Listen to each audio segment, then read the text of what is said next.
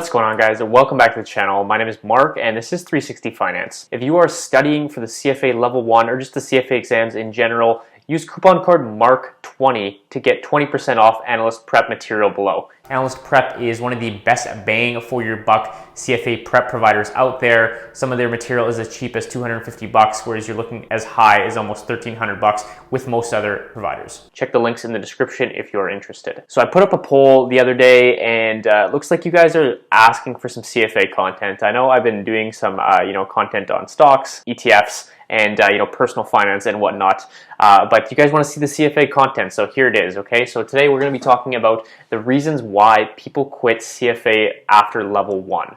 In particular, I want to reference this one video that I recently watched by Karan Granani, talking about why he quit the CFA program after passing level 1. This is certainly something that I felt personally, in my experience, that maybe I shouldn't actually be going forth with this designation for a variety of reasons. So I want to walk through a few different reasons that I've been feeling personally, and then maybe also just speculate about some reasons why other people usually quit after CFA level 1. Okay, so let's go ahead and jump into the video.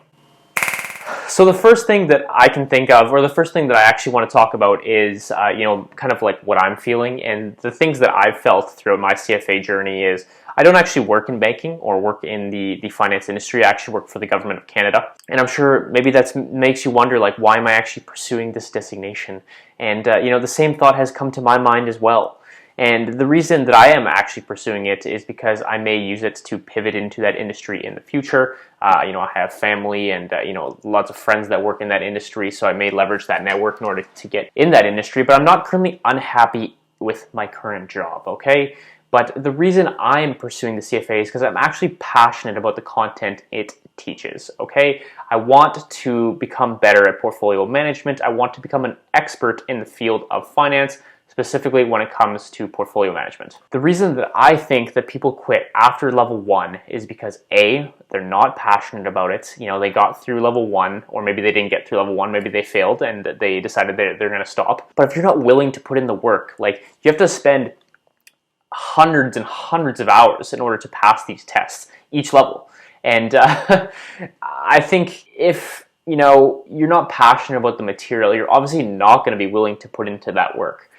So just to give you guys an example, I rate level 2 in 37 days, and I've put in 250 hours roughly of studying so far. So if you're not passionate about it, obviously it's not something that you're going to pursue. The second reason that I think people quit after level 1 is that it maybe doesn't necessarily align with their career. And I'm kind of going through this right now.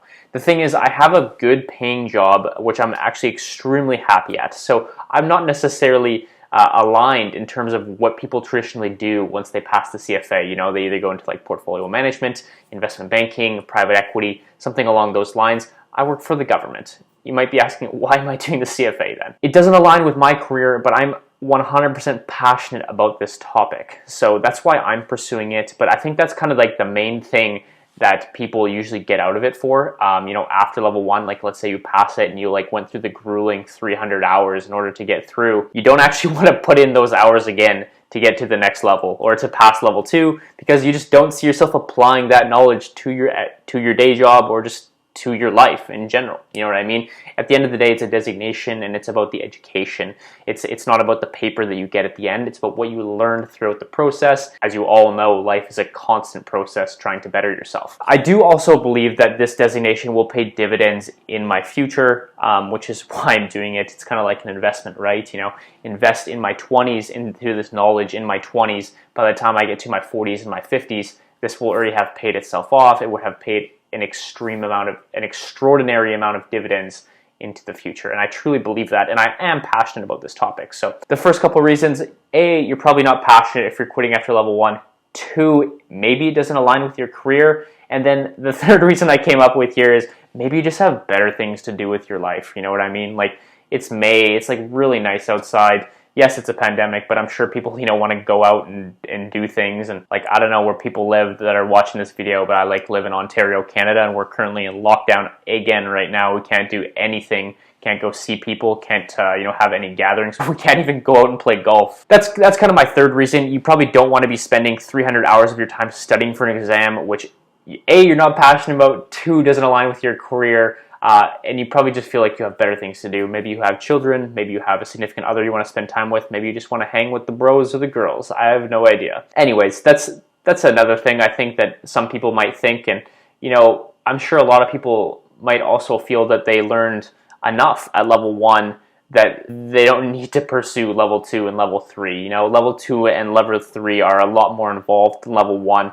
If you've watched any of my previous videos, I talk about the difference between level 1 and level 2, and the main thing is the application instead of the memorization. You have to do like a lot more analysis and have a deeper theoretical understanding of the concepts that are taught. Some people, feel like they've learned enough to value a company, or they've learned enough about portfolio management that they can move on with their life after level 1. And you see lots of people do it. It's an extremely quantitative exam, and yeah, I know 100% where you guys are coming from.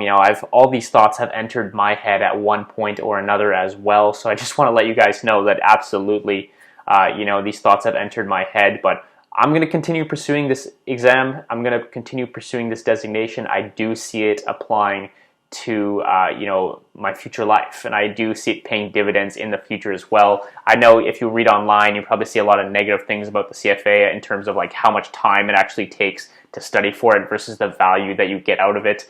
I truly believe there is value in it, and another reason why people might quit after level 1 is because they're seeing Dogecoin going up 7,200% when we're busy learning how to value currency swaps, which go up like 1 basis point a year. So that's pretty much all I have for today's video. I think a lot of people, again, I think they quit after level 1 because they didn't have a good experience with level 1. Maybe they didn't feel like they got good value out of level 1. Maybe it doesn't align with their career 100%. They're probably not passionate about the exam, and maybe they just feel like they have better things to do in their lives. So yeah, that's all I have for this video. I hope you guys did enjoy it. I'm definitely gonna probably look back at this video and think like, what the hell was I thinking when I put out this video in the future? But yeah, hope you guys enjoyed. Here's some CFA content for you guys. Definitely let me know in the comments what type of CFA content you guys want to see in the future, because I think my channel is kind of evolving mainly into a CFA channel. At least that's where I'm getting most of my subscribers, it seems. So let me know down in the comments what you guys want to hear about in the future. Would love to hear your guys' opinions. Hope you guys enjoyed this video, and I'll see you guys in the next one. Peace.